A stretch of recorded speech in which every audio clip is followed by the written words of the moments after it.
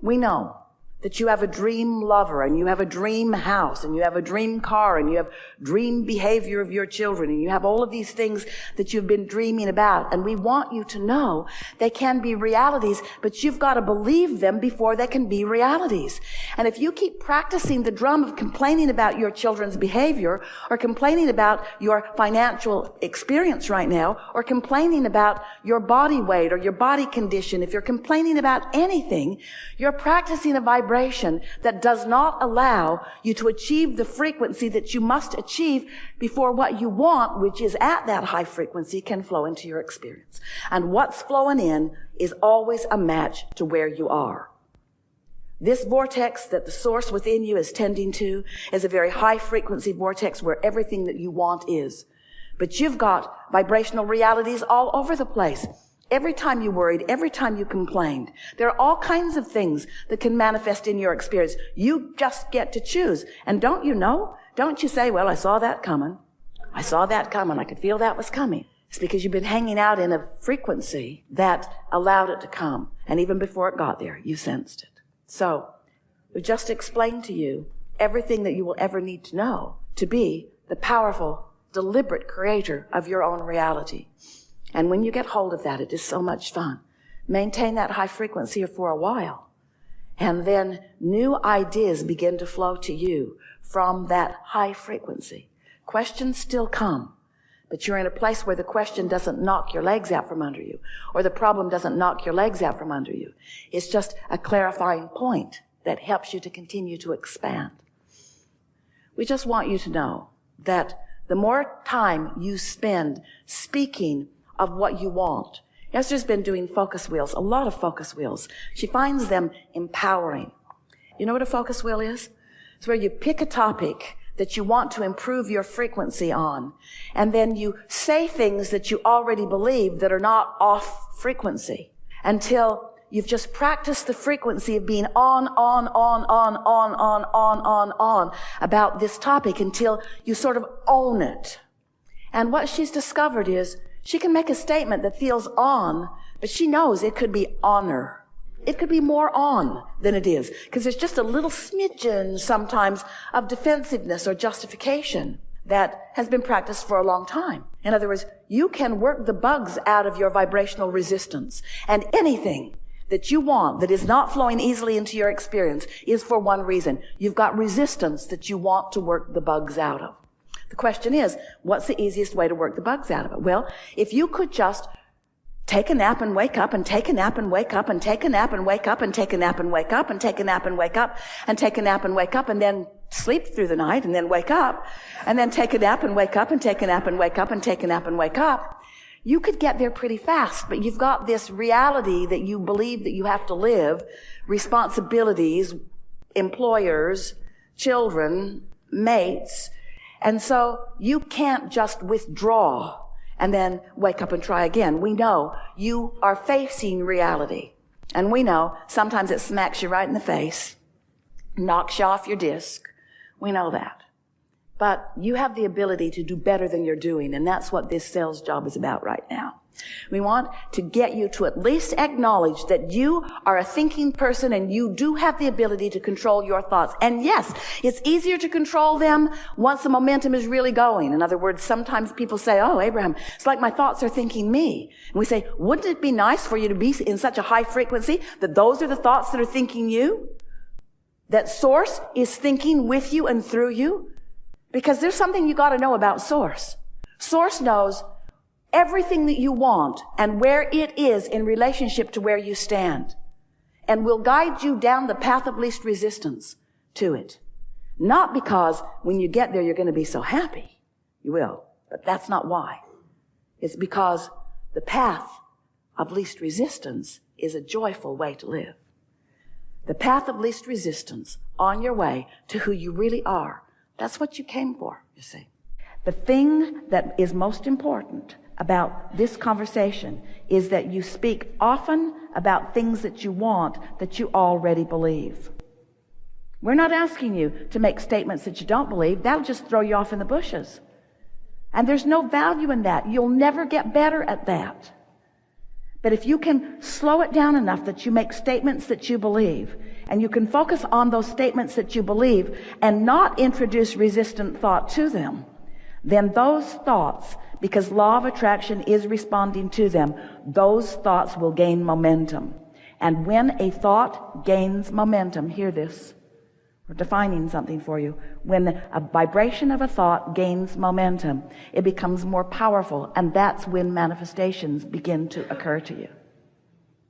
So if you just take some simple thought that you believe and don't mess it up by trying to make it more complicated than it needs to be, or by trying to change the way you feel about something. If you just take a simple thought that you already believe that matches what you want to know, that thought in and of itself will become bigger.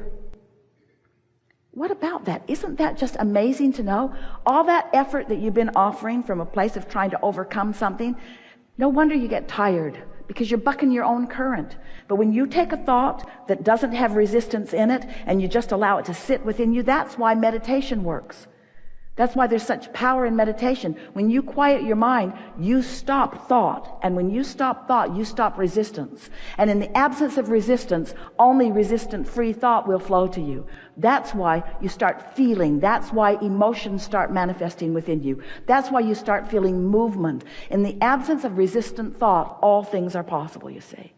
So then the big argument that most humans have had about that is, I don't want to stop thinking. I want to be a thinker. We want you to be a thinker too, but we want you to get on your high-flying disc before you think. We want you to get into the vortex before you think. We want you to prepare your vibrational atmosphere. We want you to set yourself up for the thoughts that feel good when they come. We want you to be your own thinker. We want you to think about all kinds of things, but first and foremost, we want the thought that you think to feel good when you think it, period. Some time ago, we offered a focus wheel. The idea of the focus wheel was you make a statement of something that you want and you write it in the center of the wheel. And then you make statements and you write them around the outside of the wheel. But the statements that you make aren't to try to believe what's in the center of the wheel. They are statements sort of kind of about what's in the center of the wheel that you already believe. And the analogy that we offered is like the merry-go-round on the playground. Esther had one at the grade school when she was growing up. And she and her friends played on it all summer long. And they noticed that if they got on the wheel and the wheel was going really fast, and then someone tried to get on, they rarely could. Bounced them right off in the bushes. The momentum of the wheel was such that they couldn't get on. But if the wheel was slow enough, they could get on and then speed it up. And then they had such fun with the faster and faster and faster momentum. This is really what we're talking about here. You want to slow the thought down enough that you can get on and then speed it up. We want you to feel this emotional place that you are standing. If you wake up and you get focused upon something and you feel grouchy and ornery, you're on this ornery disc, so to speak. And when you're there, you've just got to notice that anybody in your vicinity who's ornery seems to hop on there with you. We hear you sometimes saying to others, you know, you're really ornery. You need to get away from me. And we say, you invited them in. No, I didn't. I really didn't, Abraham. I'm certain that I did not invite that in. And we said, if it's in, you invited it. Because there is no assertion in this universe that's based upon attraction. When you say yes to something, you include something wanted in your vibration. When you say no to something, you include something unwanted in your vibration. You're doing it all. And you can do it better than you have been doing if you understand the power of the law of attraction, and if you understand momentum. If you will begin to focus upon the thoughts that feel good in their early stages and stay with them until the momentum is greater, you will benefit by that increase in momentum. If you are aware of something that doesn't feel good when you focus upon it, and as soon as you're aware that it doesn't feel good, you will withdraw your attention from it and put your attention someplace else, the momentum of that will stop. It is our absolute promise to you that it will. But don't wait until you're at the bottom of the hill to try to stop the momentum.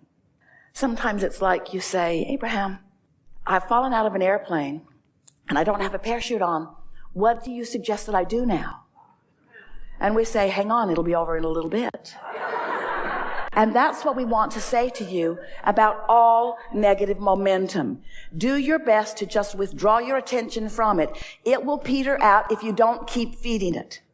It will stop if you don't keep feeding it, you see. Which means tomorrow morning when you wake up, Try to hold yourself in conscious thought about something that feels good for just a little while until you get a little bit of momentum going. That's your best shot at the positive momentum. Really, the easiest way to do it is just to make a decision that when you get up in the morning, you've got a clean slate, because you do. And you know why? Because while you were asleep, your momentum stopped. And when you wake up, you can start it anywhere you want to. Now, we acknowledge that it's likely when you first start this that you're probably going to start your momentum sort of the way it was yesterday, because you've got a memory, and because people around you are responding to you in the way they are, and because you're observing what is, and what is pretty powerful to observe. So we get it that if what is isn't full of all the things you want, or even more is containing some things you don't want, we get it how your attention to what is continuing the momentum. But you can change that. You can have a paradigm shift. You can move your vibrational point of attraction, and you can do it easily within 30 days. And every day that you wake up determined to do it will be easier than the day before, until a week or two into waking up and acknowledging, hey, I'm awake, and hey, law of attraction is beginning again, and hey, while I was slumbering, my point of attraction ceased, and hey, I get to choose what I focus upon, what would be a good thing for me to focus upon.